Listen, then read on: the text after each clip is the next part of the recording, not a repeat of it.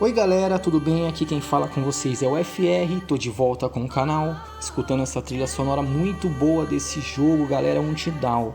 E como eu prometi pra vocês no último vídeo, galerinha, que eu ia estar deixando pra vocês um conteúdo super legal aqui no canal, então eu vou estar deixando pra vocês agora o making of do jogo, galera, pra vocês conhecerem tudo sobre o jogo, conhecerem os atores reais que fez esse jogo. E galerinha, pra quem não assistiu a série aqui no canal, vai lá no primeiro capítulo, assistam, vocês vão gostar, tá super boa a série. E já deixa aquele joinha, se inscrevam no canal e não se esqueçam, galera, de clicar no sininho para receber as notificações dos vídeos, tá bom? Então galera, um abraço a todos, fiquem com o vídeo e até logo mais.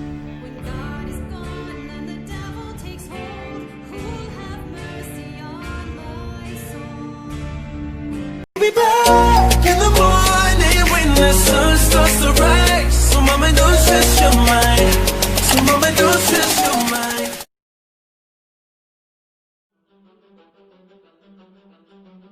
I am Hayden Panettiere, and we are here at the studio recording Until Dawn. My name is Rami Malek, and I play Josh. My name is Megan Martin. My name is Brett Dalton. My name is Antonella Lentini, and I played Hannah and Beth. My name is Jordan Fisher, and I play the character Matthew, Matt for short. I'm Nicole Bloom, and I play Emily in the game. My name is Noah Fleiss. I am Galadriel Steinman, and I play Ashley. So Until Dawn is the story of 8 teenagers who revisit this cabin in the woods about a year later after a really traumatic experience where I've lost 2 of my sisters, so coming to kind of get some closure in that respect. One of the things that Larry does really well is make these multi-layered characters, and I think for just the story in general, it follows the quintessential horror film plot lines, but the characters are so unique in themselves, and I think that's very cool. Oh, yeah, this was the right thing to do. What?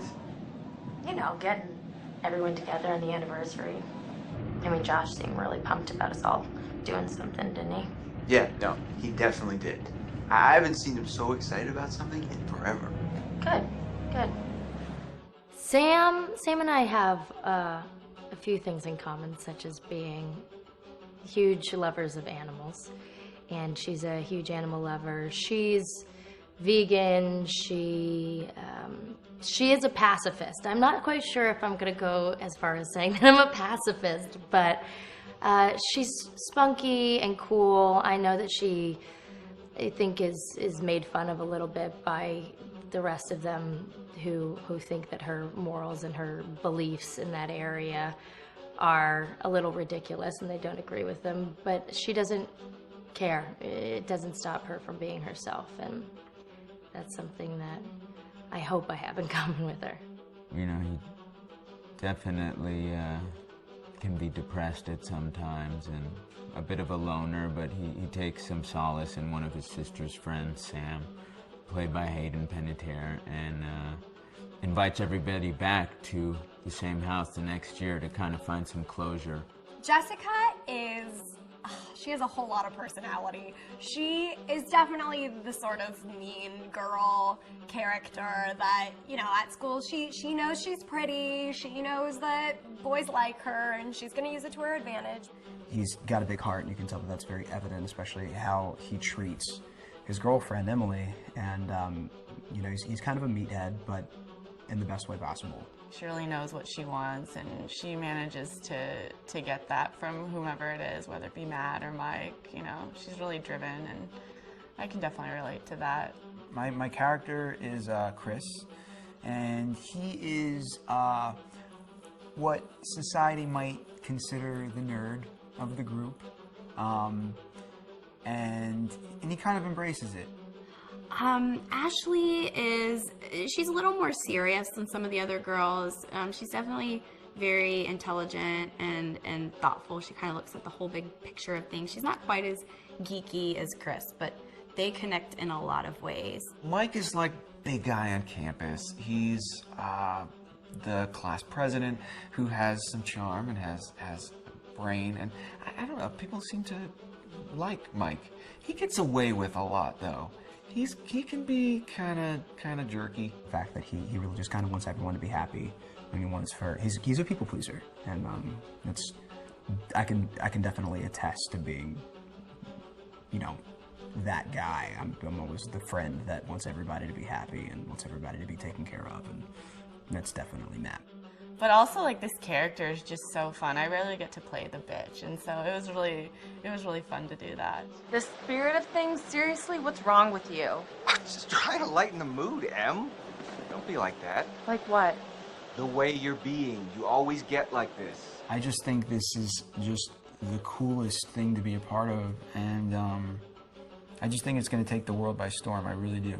I think this genre is the wave of the future, and I think that once people see the potential behind it, of getting to interact with the drama that you're witnessing unfold in such a realistic way, that this is how entertainment's going to be from now on.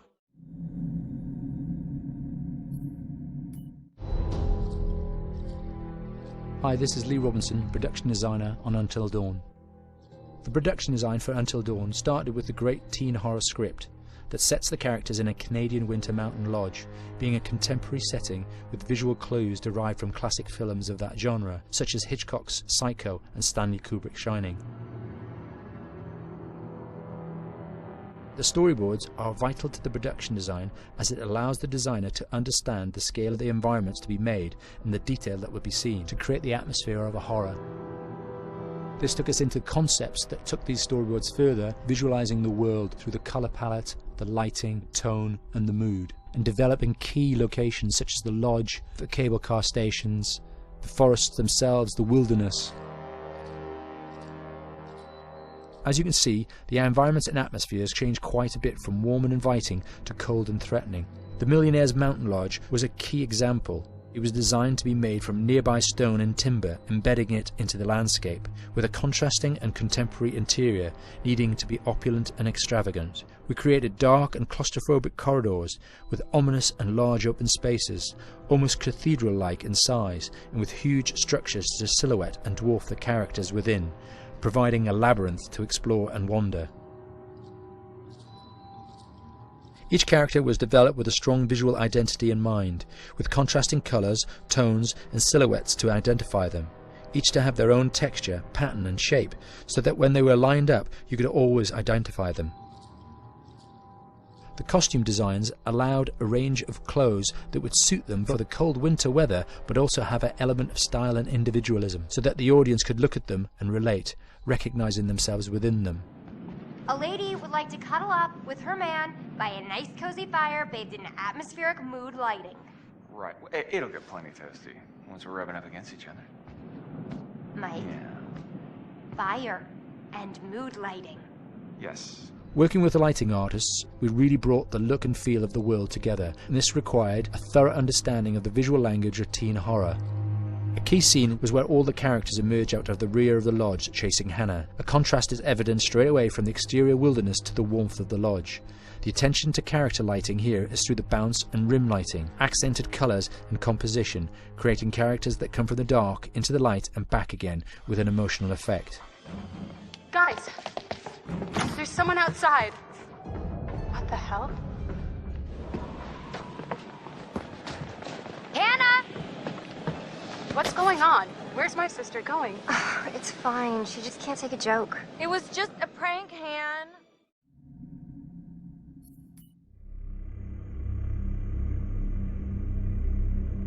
Until Dawn is a game that's full of horror, and one of the things we decided to do early on was to take a scientific approach to how scary it was.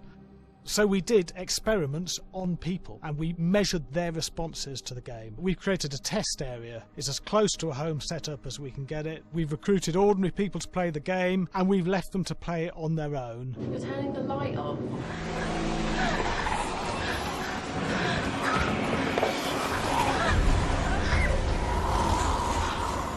The only difference is it's rigged with cameras and microphones that relay the data through to the next room where people are watching them play.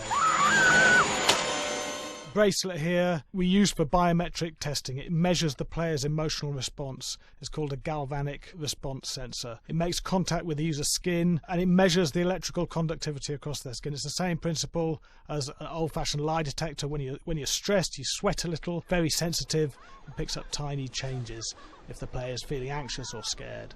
That data's fed back to a testing team, it comes through as a graph. I'm so sorry.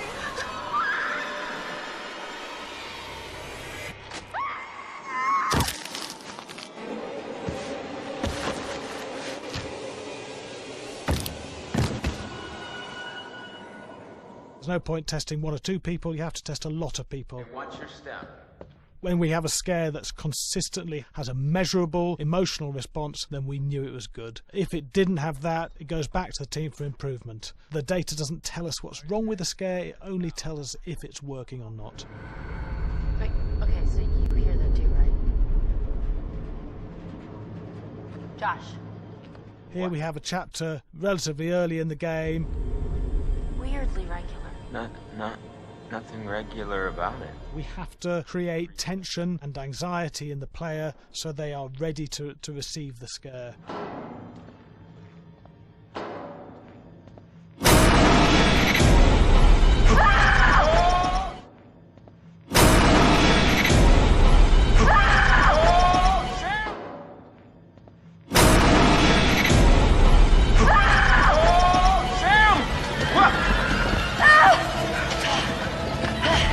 Give the player time to recover, to cool down, to calm down, and then start building the tension again before we do the next scare. Hey. What? Hey. What the hell? Boom. You just got mugged.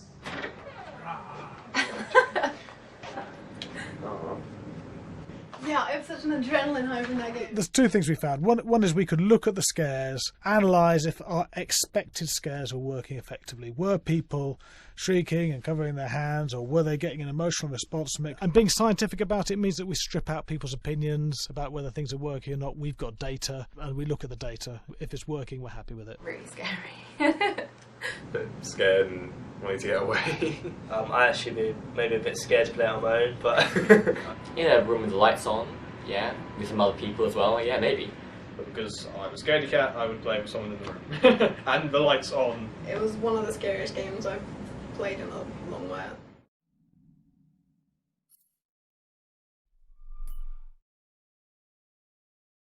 Hi, Larry. Hey, Graham.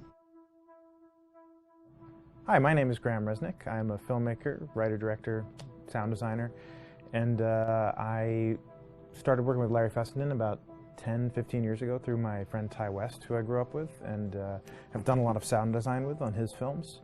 And he was producing Ty's films at the time, and Ty introduced me to Larry. Larry produced my first feature, and we've written together on several projects. My name is Larry Fessenden. I'm a filmmaker. I run Glass Eye Pix, which is an independent production company out of New York. We make indie movies, a lot of scary movies as well. And I got a call to audition to write this video game.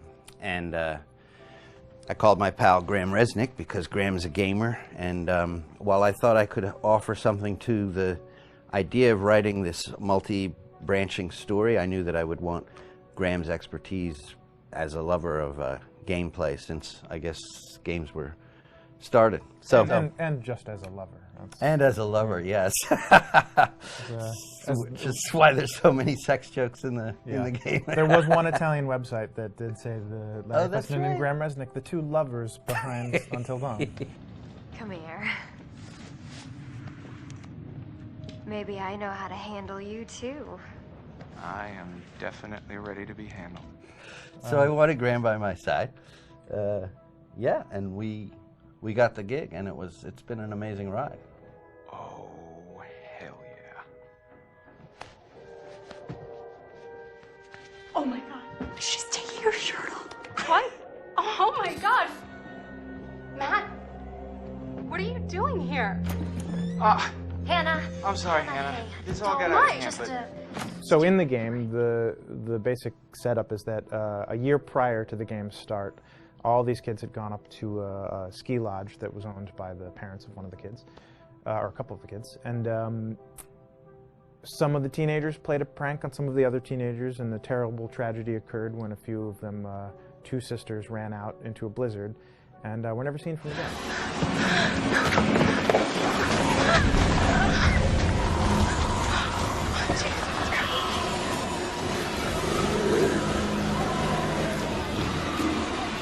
And so now, a year later, this is kind of torn apart this group of friends. They've gone through some trials and tribulations in the past year. The brother of the two girls has had a lot of psychological issues, and to kind of help him cope and help them all get over it, they all returned to the lodge a year later, back up on the mountain.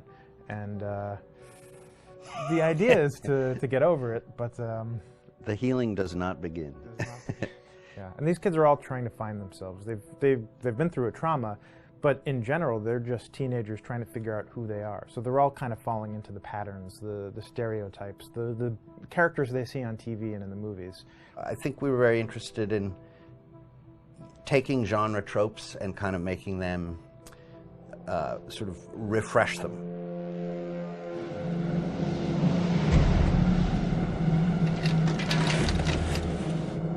Hey, did you see that? Dad said it'd just be us this weekend. We're familiar with how slasher movies work. Most people have seen some horror movies, and we have established notions and preconceptions about the roles of the players in horror movies and how they talk and how they get killed and how they have sex.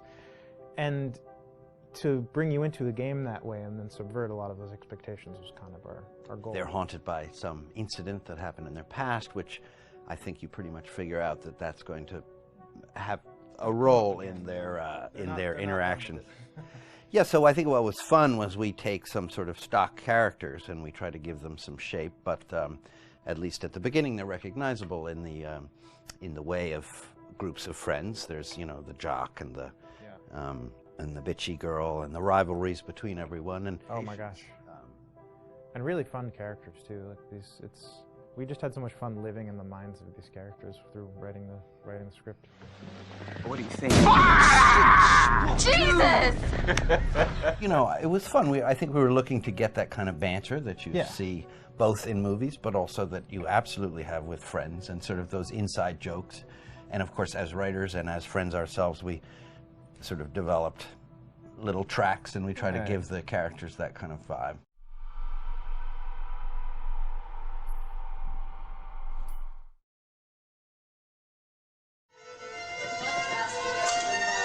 Yeah, fast and violent.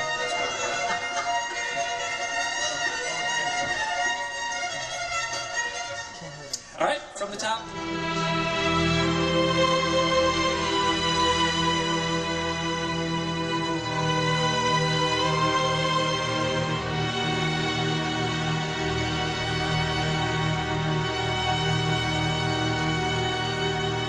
My name is Jason Graves, and I'm the composer for Until Dawn.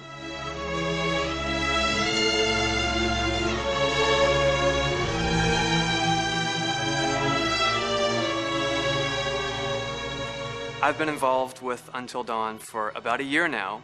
Originally, I was contacted by Barney Pratt, the audio director. I think that had something to do with my lineage of horror games, and hopefully not the fact that my last name is Graves, although a lot of people seem to associate my name with scary music.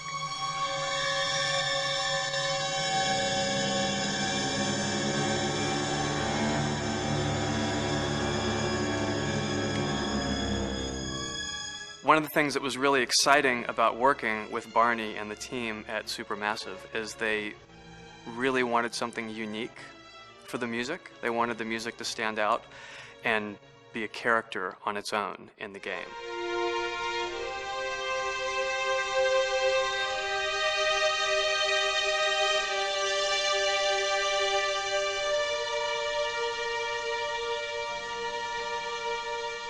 When I'm first starting on a new score, and it doesn't matter if it's film, television, or games, I always end up going to the main theme.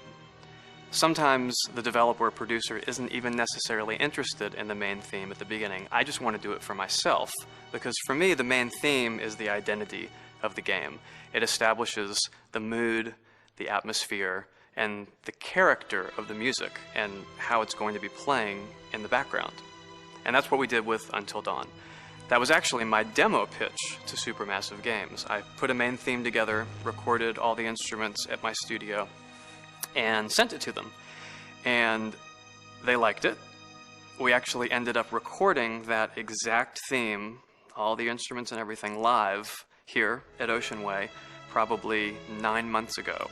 And that's what we've been using in all the demos for the game, and that's the final version of the theme that is the main theme that you'll hear on the menus and in some key pieces of gameplay.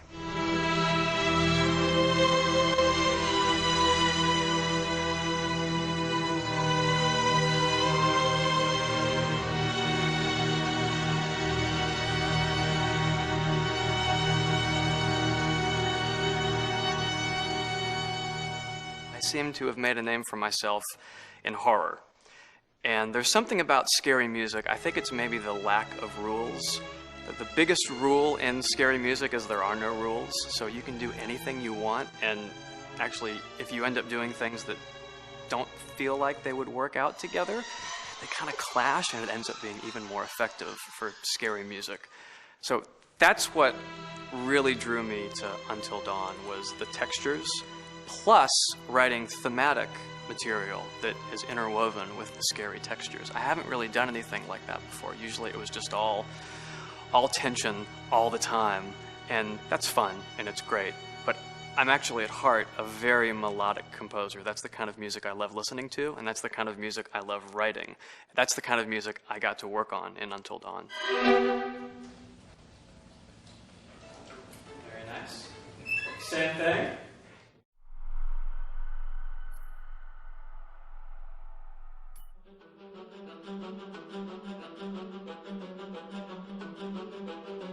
My name is Will Biles, Executive Creative Director of Until Dawn. The first part of getting a believable facial performance in-game is to capture, topographically, the actor's range of emotional expressions as separate versions of the same head. Every tiny nuance gets digitized and merged, effectively creating a model that can recreate every facial movement that the actor makes. Once the topography has been recorded, the actor's performance itself can be captured by using a predetermined set of marker points drawn precisely on the face and a high-def helmet cam, wirelessly linked to capture devices. The camera is the small box where it looks like the microphone should be. Outro Sam. Mark. It records in high def the movement of the dots throughout the performance that will drive the expressions captured earlier. Unlike other systems, this form of capture is far less lossy because there are fewer interpretations between performance captured and performance rendered finally in-game. The audio is also recorded via two separate lavalier mics attached to the helmet. It takes a while for the actors to acclimatise to carrying around the recording devices and the helmet cams, but very soon the shoot becomes similar to any other effects shoot or a green screen shoot. The actors in these scenes are only recording facial animation, but use cursory body movements for pacing. Wait, and maybe we should all stick together and find everybody, make sure that we're all okay, so... 1-1, the year before the prank. Take 2, Mark. Other than the other actors, they have to use their imagination for everything and everywhere that they are supposed to be seeing and feeling. Idiot! So dumb! From a hot midday studio in Los Angeles to a freezing midnight mountain in British Columbia.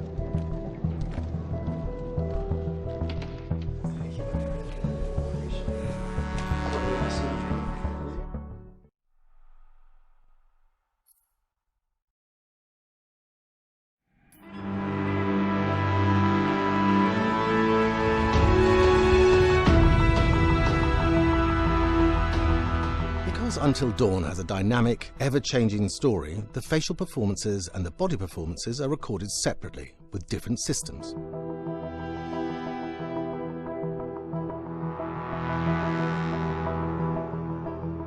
With the body capture, we use reflective bead suits and an infrared camera matrix system that drives the CG bone hierarchies in our character models. These performances cover everything from character locomotion, scene-specific performances and stunt work, most of which was recorded at studios in Pinewood and Shepperton, near London. Hannah! Hello? Combining all the elements seamlessly in the final game becomes a formidable editing and logistical task. Every variation, both physical and emotional, must be combined in these multi-edits. Scaffolding props have to stand in for the sets, because the hundreds of infrared cameras have to be able to see all of the reflective beads on the actor.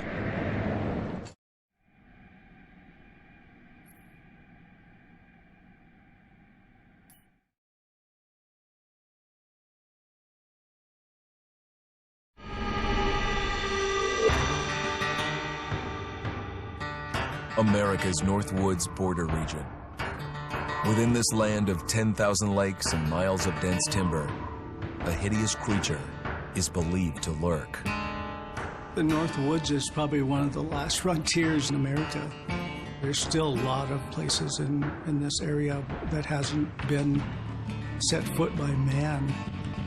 Monsters and mysteries exist here because it is remote. Up in the North Woods, winters are long. In times of biting cold and isolation, a devouring monster is believed to come forth. It's terrorized native people for generations. Growing up, I was told, like, don't go outside, the Wendigo will get you.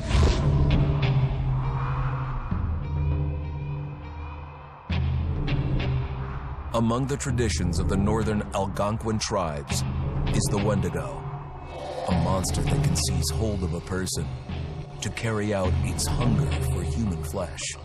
Many Native Americans fear even talking about this Wendigo, and even the mention of the name will let the Wendigo find out where you are, and it will open you up to be possessed by this Wendigo. The most famous case of a Wendigo possession took place in 1879. In the deep woods outside of Edmonton, Alberta. Swift Runner, a Cree Indian, was a trapper and a guide. He had left town the previous autumn with his wife, 6 children, and his mother. But when Swift Runner returned in spring, he was alone. Swift Runner came into a nearby village telling this heartbreaking tale. I had to watch them starve to death. Of his family being killed by starvation, and that he was the only survivor. My whole family gone. It wasn't hard to understand a family falling victim to a brutal winter. To even not. Yet something was suspicious about Swift Runner. He was a strapping man, and he came into town weighing over 200 pounds. It didn't look like somebody who had just weathered a terrible winter. He wasn't malnourished, didn't look like he was starving. He looked healthier than ever. After a few nights, it became clear that something was wrong. He started having night terrors, screaming in his sleep. I am the Wendigo! Villagers alerted the police. Swift Runner actually guided them back to his winter cabin. When they got there, that's when they saw the true horror.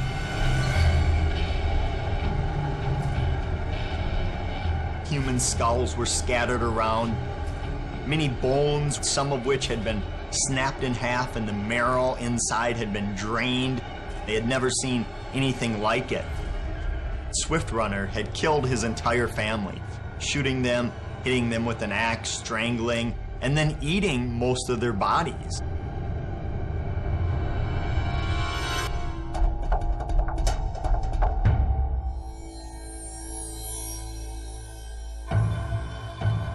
Right up until the moment the noose was on his neck, Swift Runner swore the evil spirit of the Wendigo had possessed him and twisted him into a cannibal killer.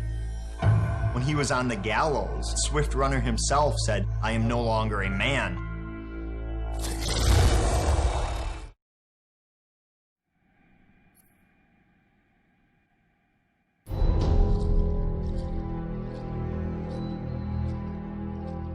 Just move over there. Go on, move. Let me say what I came to say. I'm here to tell you what you're up against being back on this mountain. You should never have returned. I don't know why you did after what happened last year. You mean with Hannah and Beth? Yeah, how could you know without being involved? I don't take kindly to you kids coming up here to my mountain. Your mountain. The mountain don't belong to me, it's true. But it don't belong to the Washingtons. This mountain belongs to the Wendigo. Hi, this is Lee Robinson, production designer at Supermassive Games. Understanding the ancient myths of the Wendigo was key for their development that helped the visual look. Through sketches and concepts, these elements were visualized, such as eyes being milky, almost dead, with loss of lips and eyelids due to frostbite, fangs growing and arms and legs getting longer, with skin hardening and thickening to look snarling and menacing, yet withered and lean. The hell was that?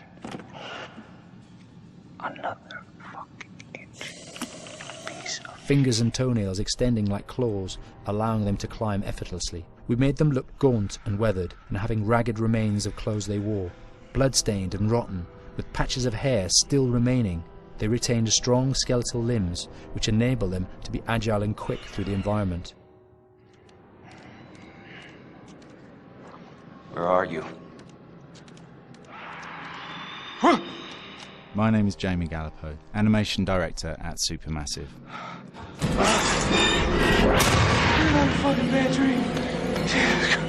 The overall direction on the creature was to be very strong, to be extremely fast. We wanted a spider-like movement to the creature. 1 minute scampering to leaping and then crawling, almost instantaneous.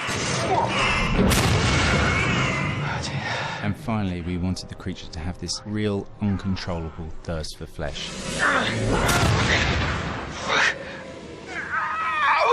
From a sound design perspective, the Wendigo is a real challenge. For the main vocalizations of the Wendigo, we used our own vocalizations, various different animals from the exotic to the farmyard, various plugins and processes to gel these sounds together and keep a human resonance behind that voice, telling the backstory of the Wendigo.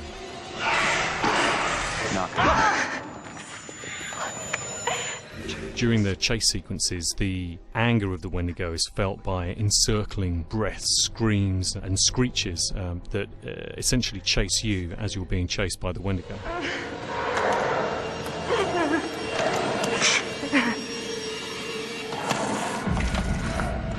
We would layer them up in a multitude of layers, sometimes 15, 20 sounds playing at the same time, to build up the vocalizations for this fearsome creature which is always in attack mode, hyperactive and chasing you throughout the game.